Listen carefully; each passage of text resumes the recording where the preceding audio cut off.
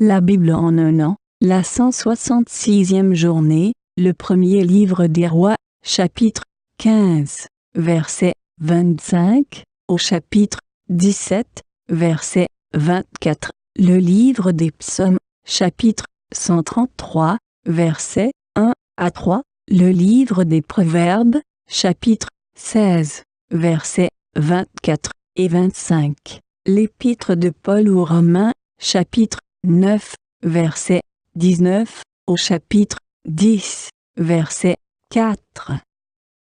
Le premier livre des rois, chapitre 15. Nadab, le fils de Jéroboam, devint roi d'Israël, la deuxième année du règne d'Asa sur Juda. Il régna 2 ans sur Israël.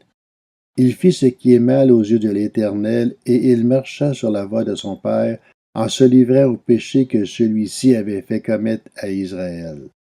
Baécha, le fils d'Akija, de la tribu d'Issachar, conspira contre lui et le tua à Gibéton, une ville qui appartenait aux Philistins, pendant que Nadab et tout Israël en faisaient le siège. Baécha le mit à mort la 3e année du règne d'Asa sur Juda et devint roi à sa place. Lorsqu'il fut roi, il frappait toute la famille de Jéroboam et ne laissait aucun survivant, conformément à la parole que l'Éternel avait dite par son serviteur Akija de Silo. Cela arrivait à cause des péchés que Jéroboam avait commis et qu'il avait fait commettre à Israël. Il irritait ainsi l'Éternel, le Dieu d'Israël. Le reste des actes de Nadab, tout ce qu'il a accompli, cela est décrit dans les annales des rois d'Israël. Il y eut guerre entre Asa et Baécha, le roi d'Israël, pendant toute leur vie. La 3e année du règne d'Asa sur Juda, Baécha, le fils d'Akija, devint roi de l'ensemble d'Israël à Tirsa. Il régna 24 ans. Il fit ce qui est mal aux yeux de l'Éternel, et il marcha sur la voie de Jéroboam, en se livrant au péché que celui-ci avait fait commettre à Israël. Le premier livre des rois, chapitre 16. La parole de l'Éternel fut adressée à Jéhu, le fils d'Anani, comme Baécha. Je t'ai tiré de la poussière et je t'ai établi chef de mon peuple, d'Israël. Cependant, parce que tu as marché sur la voie de Jéroboam, et que tu as fait pécher mon peuple, Israël, en méritant par leurs péchés, je vais balayer Baécha et sa famille. Je vais rendre ta famille pareille à celle de Jéroboam, le fils de Nébat. Le membre de la famille de Baécha qui mourra dans la ville sera mangé par les chiens, et celui des siens qui mourra dans les champs sera mangé par les oiseaux. Le reste des actes de Baécha, ce qu'il a accompli et ses exploits, cela est décrit dans les annales des rois d'Israël. Baécha se coucha avec ses ancêtres et il fut enterré à Tirsa. Son fils Éla devint roi à sa place. La parole de l'Éternel avait été adressée par l'intermédiaire du prophète Jéhu, fils d'Anani, à Baécha et à sa famille, à cause de tout le mal qu'il avait fait aux yeux de l'Éternel, en l'héritant par sa manière d'agir et en imitant la famille de Jéroboam, mais aussi parce qu'il avait frappé la famille de Jéroboam. La 26e année du règne d'Asa sur Juda, Éla, le fils de Baécha, devint roi d'Israël à Tirsa. Il régna 2 ans.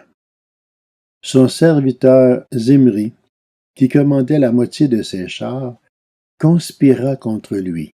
Éla se trouvait à Tirsa, et il buvait jusqu'à en devenir ivre dans la maison d'Artsa, le chef du palais royal à Tirsa. Zimri entra et le frappa à mort, la 27e année du règne d'Asa sur Juda, et il devint roi à sa place. Dès qu'il fut roi et se fut assis sur son trône, il frappa toute la famille de Baécha. Il ne laissa survivre aucun homme qui lui appartienne, ni parent, ni ami. Zimri extermina toute la famille de Baécha, conformément à la parole que l'Éternel avait adressée à Baécha par l'intermédiaire du prophète Jéhu. Cela arrivait à cause de tous les péchés que Baïcha et son fils Élam avaient commis et qu'il avait fait commettre à Israël, irritant l'Éternel, le Dieu d'Israël, par leurs idoles sans consistance. Le reste des actes d'Éla, tout ce qu'il a accompli, cela est décrit dans les annales des rois d'Israël. La 27e année du règne d'Asa sur Juda, Zimri régna 6 jours à Tirsa. Le peuple faisait campagne contre Gibéton, une ville qui appartenait aux Philistins. Et il l'entendit dire, Zimri a conspiré, il a même tué le roi. Ce jour-là, dans le camp, tous les Israélites proclamèrent Omri, le chef de l'armée, roi d'Israël. Omri partit avec tout Israël de Gibéton et ils assiégèrent Tirsa. Voyant que la ville était prise, Zimri se retira dans une partie fortifiée du palais et brûla le palais royal sur lui. C'est ainsi qu'il mourut, à cause des péchés qu'il avait commis en faisant ce qui est mal aux yeux de l'Éternel, en marchant sur la voie de Jéroboam et en se livrant aux péchés que Jéroboam avait commis pour faire pécher Israël. Le reste des actes de Zimri, la conspiration qu'il a formée, cela est décrit dans les annales des rois d'Israël. Le peuple d'Israël se divisa alors en 2 parties. Une moitié du peuple voulut proclamer roi Timni, le fils de Ginat, et l'autre moitié était pour Omri. Les partisans d'Omri l'emportèrent sur ceux de Timni, le fils de Gitnat. Timni mourut et ce fut Omri qui devint roi. La 31e année du règne d'Asa sur Juda, Omri devint roi sur Israël. Il régna 12 ans. Après avoir régné 6 ans à Tirsa, il acheta pour 70 kilos d'argent la montagne de Samarie à un certain Shimei. Il fit des travaux de construction sur la montagne et il appela la ville qui construisit Samarie, d'après le nom de Shimei, celui qui avait été le seigneur de cette montagne. Omri fit ce qui est mal aux yeux de l'Éternel, et il agit plus mal encore que tous ses prédécesseurs. Il marcha entièrement sur la voie de Jéroboam, fils de Nébat. Il se livra au péché que celui-ci avait fait commettre à Israël, irritant l'Éternel, le Dieu d'Israël, par leurs idoles sans consistance. Le reste des actes d'Omri, ce qu'il a accompli et ses exploits, cela est décrit dans les annales des rois d'Israël. Omri se coucha avec ses ancêtres et il fut enterré à Samarie. Son fils Akab devint roi à sa place. Akab, le fils d'Omri, devint roi d'Israël la 38e année du règne d'Asa sur Juda. Il régna 22 ans sur Israël à Samarie. Akab, le fils d'Omri, fit ce qui est mal aux yeux de l'Éternel, plus que tous ses prédécesseurs. Comme si cela ne lui suffisait pas de se livrer au péché de Jéroboam, fils de Nébat, il prit pour femme Jézabel, la fille d'Eth-Baal, le roi des Sidoniens, et il alla servir Baal et se prosterner devant lui. Il érigea un autel à Baal, dans le temple de Baal, qu'il construisit à Samarie. Et il fabriqua un poteau sacré. Akab fit plus encore que tous les rois d'Israël, qui l'avaient précédé pour irriter l'Éternel, le Dieu d'Israël. À son époque, un certain Hiel de Béthel reconstruisit Jéricho. Il en jeta les fondations au prix d'Abiram, son aîné, et il en posa les portes au prix de Ségub, son plus jeune fils, conformément à la parole que l'Éternel avait dite par l'intermédiaire de Josué, le fils de Nun. Le premier livre des rois, chapitre 17.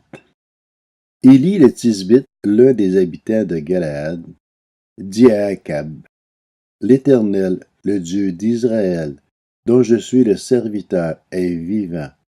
Il n'y aura ces années-ci pas de rosée, ni de pluie, sauf sur ma parole. Puis la parole de l'Éternel fut adressée à Élie. Pars d'ici en direction de l'est et cache-toi près du torrent de Kérit, qui se trouve en face du Jourdain. Tu boiras de l'eau du torrent, et c'est aux corbeaux que j'ai ordonné de te nourrir là. Élie partit et se conforma à la parole de l'Éternel. Il alla s'installer près du torrent de Kérit, qui se trouve en face du Jourdain. Les corbeaux lui apportèrent du pain et de la viande matin et soir, et il buvait de l'eau du torrent. Mais au bout d'un certain temps, le torrent fut à sec, car il n'était pas tombé de pluie dans le pays. Alors la parole de l'Éternel lui fut adressée.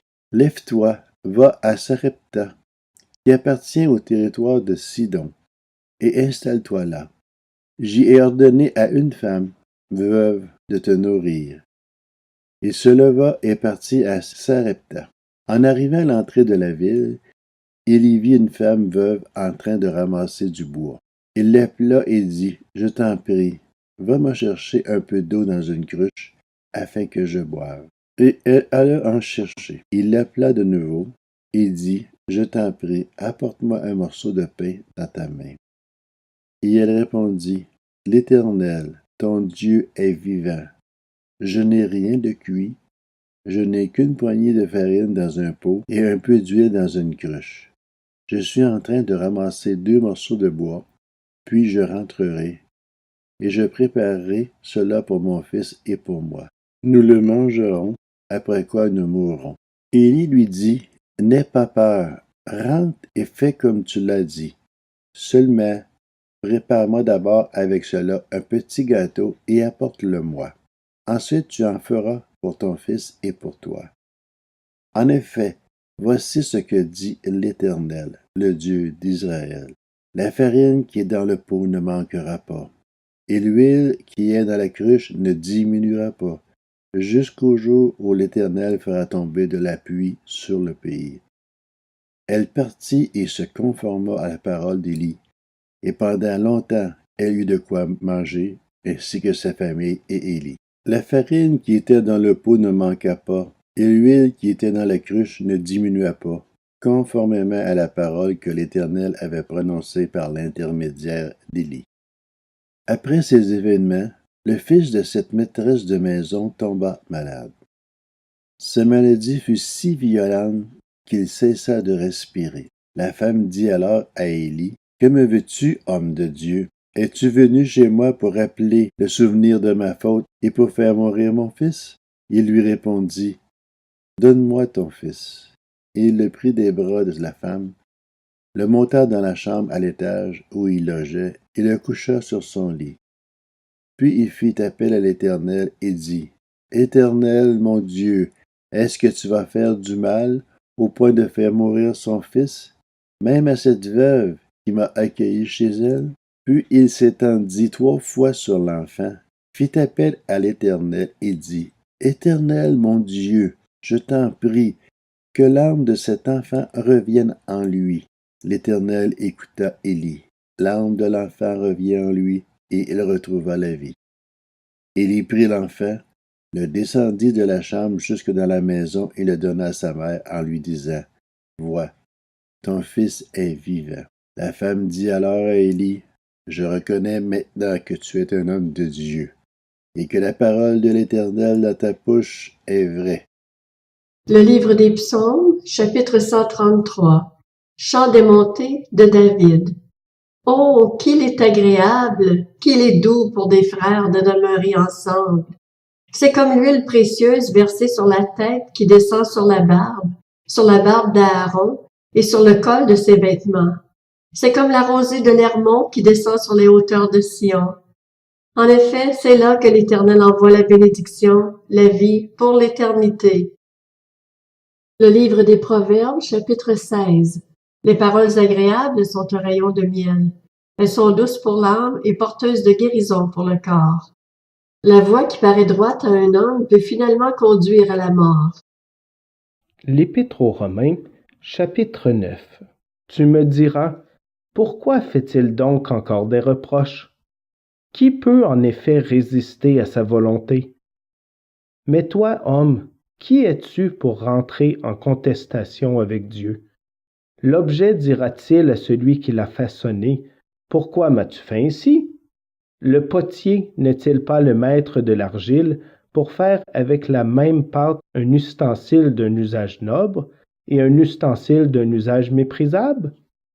Que dire si Dieu, voulant montrer sa colère et faire connaître sa puissance, a supporté avec une grande patience des vases de colère tout prêts pour la perdition? Et que dire s'il a voulu faire connaître la richesse de sa gloire envers des vases de compassion qu'il a d'avance préparés pour la gloire? Ainsi, il nous a appelés non seulement d'entre les Juifs, mais encore d'entre les non-Juifs. C'est aussi ce qu'il dit dans le livre d'Osée. « J'appellerai mon peuple, celui qui n'était pas mon peuple, et bien-aimé, celle qui n'était pas la bien-aimée. » Et là où on leur disait « Vous n'êtes pas mon peuple », ils seront appelés fils du Dieu vivant. Isaïe, de son côté, s'écrie au sujet d'Israël. Même si les Israélites, de par leur nombre, étaient pareils au sable de la mer, un reste seulement sera sauvé. En effet, le Seigneur accomplira pleinement et rapidement sa parole, avec justice. En effet, le Seigneur accomplira rapidement sa parole sur la terre. Et comme Isaïe l'avait prédit, si le Seigneur de l'univers ne nous avait pas laissé une descendance, nous serions devenus comme Sodome, nous aurions été semblables à Gomorrhe. Que dirons-nous donc? Des non-juifs qui ne recherchaient pas la justice ont obtenu la justice, celle qui vient de la foi, tandis qu'Israël, qui cherchait une loi de justice, n'est pas parvenu à cette loi. Pourquoi? Parce qu'Israël l'a cherchée non par la foi, mais par les œuvres de la loi. Ils se sont heurtés à la pierre qui fait obstacle. Comme il est écrit, « Je mets dans Sion une pierre qui fait obstacle, un rocher propre à faire trébucher, mais celui qui croit en lui ne sera pas couvert de honte. » L'Épître aux Romains, chapitre 10. Frères et sœurs, le vœu de mon cœur et ma prière à Dieu pour les Israélites, c'est qu'ils soient sauvés. En effet, je leur rends ce témoignage. Ils ont du zèle pour Dieu, mais pas conformément à la vraie connaissance. Ils ignorent la justice de Dieu et cherchent à établir la leur propre. Ils ne se sont donc pas soumis à la justice de Dieu, car Christ est la fin de la loi pour que tous ceux qui croient reçoivent la justice.